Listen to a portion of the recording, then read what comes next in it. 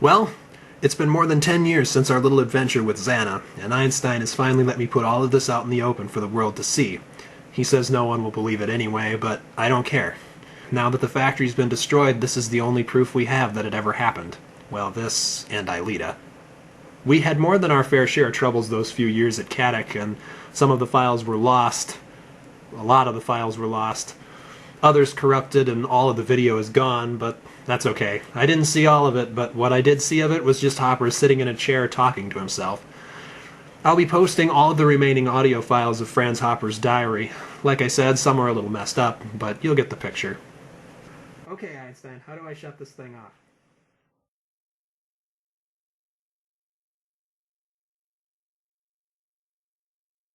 January 12th, 1989. I'm recording this so that in the very likely event that I am killed before my work is finished, someone will be able to pick up where I left off.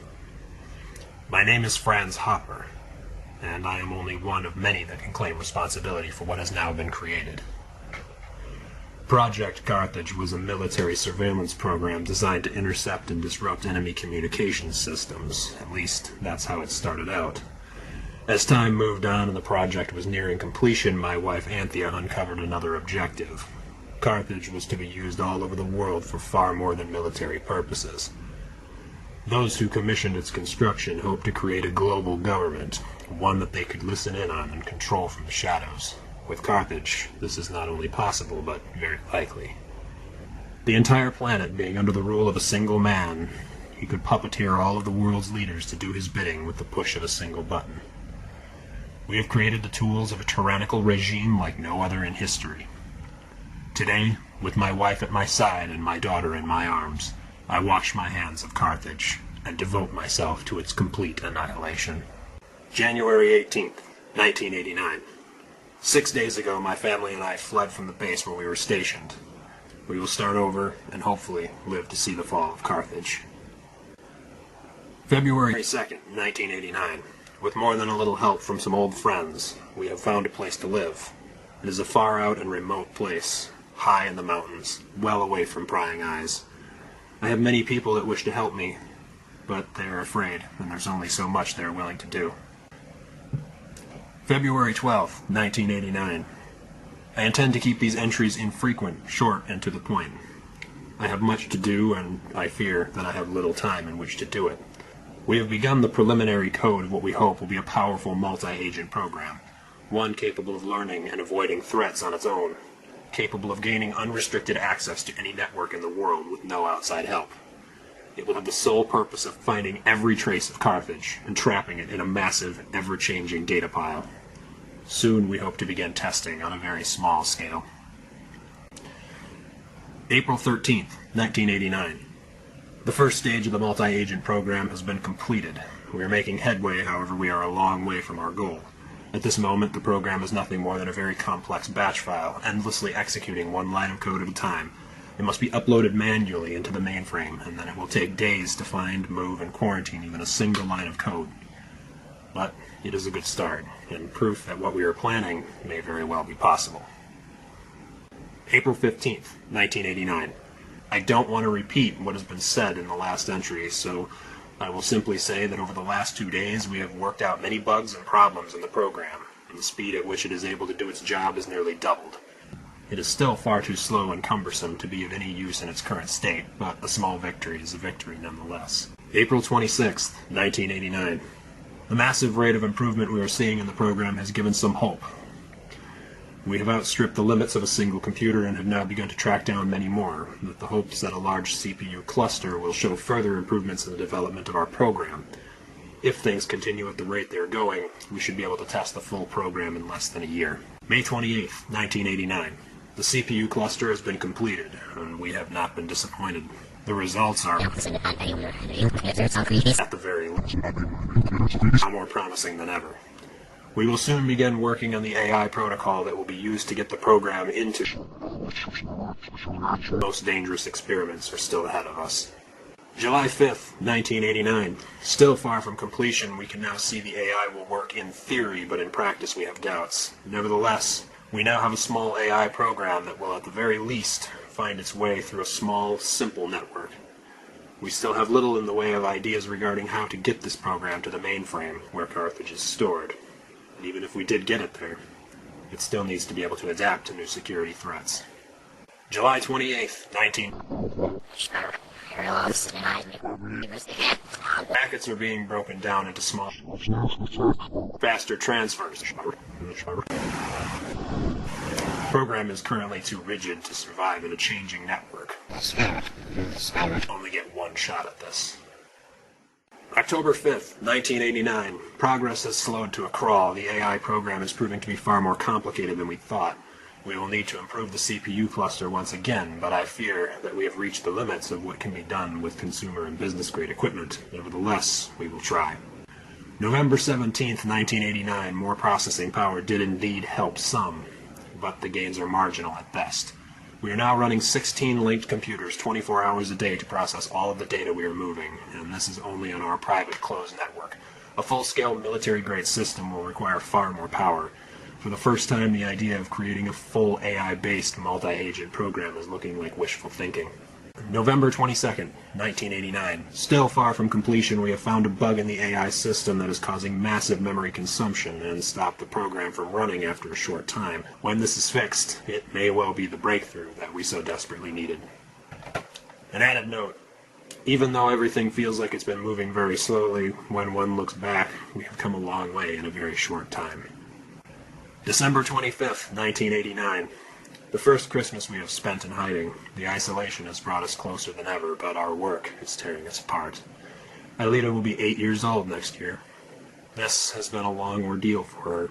I feel that we will need to relocate soon. I want Aelita to live like a normal child while she still can.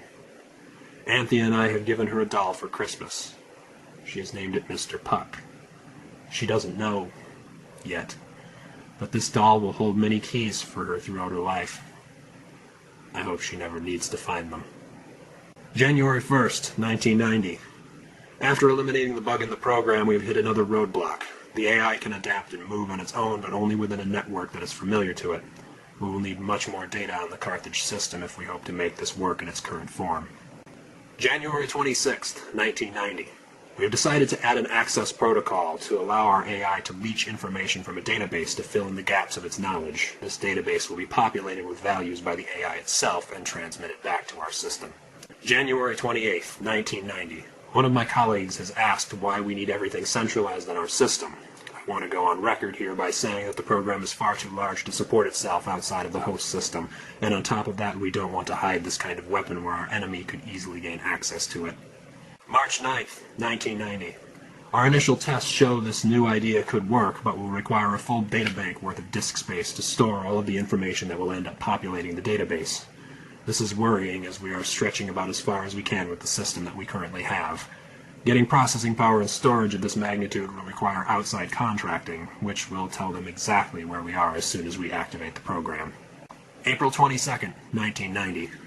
We have been able to avoid contracting a larger system. We were able to purchase military-grade system components from some people who will most definitely remain nameless. Once again, we have more than doubled the power of our little operation. I hope this will be the last time. A test will be required to assess the benefits of our new equipment. Anthea has hope, but mine is beginning to fade. June 1st, 1990.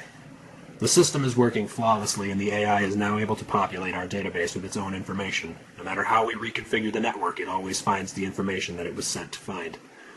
I wish it would work a little faster, but this is a great accomplishment in its own way. Now I fear that the next step has the potential to destroy all we have worked for. We must let it find its way on a full-size network. Everything is experimental at this point. The network, the database, the AI transfer protocol. But everything is resting on us getting this done right. We only get one chance at it when we finally use the finished program. July 4th, 1990. Almost exactly 1 year after starting the Stage 2, a massive milestone has been reached. All of the separate parts have finally been brought together. We now have a true multi-agent program. The testing and modifying will start all over again. I hope that soon we will be able to come out of hiding. September 29th, 1990. Today we have started testing of the multi-agent program. All is going well, but I am afraid that our activity has not gone unnoticed. Aelita has come running into the house claiming to have seen a man dressed in a black suit with dogs standing by his side. I have found boot prints in the snow. They're watching us. waiting for something to happen. October 8th, 1990. The small-scale tests have been successful, but on a closed network, the multi-agent program has little room to grow and learn. It quickly overwhelms the system it is supposed to run on, and worryingly, some of the hardware has been damaged, as if the program is able to somehow attack it directly. October 21st, 1990. Still working on the system from our closed network and still finding damaged hardware after every test. We may need to upgrade our system yet again to ensure that the program has enough room to grow. Soon it will be time to move to Step 3, and I think that is what the men that Aelita has seen are waiting for. Nevertheless, we must move forward. November 1989. We have been successful. Soon they plan to run everything from the network itself. Split the... December 9th, 1990. The first long-range test has been conducted, and in a way, it was a wild success. Access was easy, and data transfer was as fast as we could have hoped for, but it was still far too slow. They noticed us on the network, and were able to trace its source to our small home in the mountains. The men were waiting for us. Anthea is gone. I found Aelita crying in the snow where they left her. She saw everything. We have abandoned our home and most of our belongings.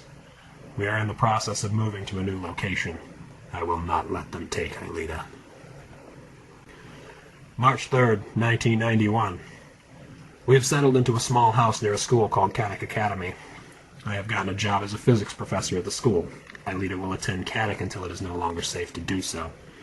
We've gotten a fresh start, and I intend to make the most of it. I was able to use the unfinished multi-agent program to wipe everything from the network and the systems that we used before I left our home. I took what little I could and left everything else behind. Soon I will start over. I now realize that attempting to work from many smaller systems linked together will not give me enough power to work with no matter how hard I try. March 23rd, 1991. I found an abandoned factory not far from Caddick, and even closer to the house, provided you use the sewers to get there. I intend to buy the factory and use its lower levels as my new laboratory. Here, I will begin our work all over again. But this time, I will be a step ahead.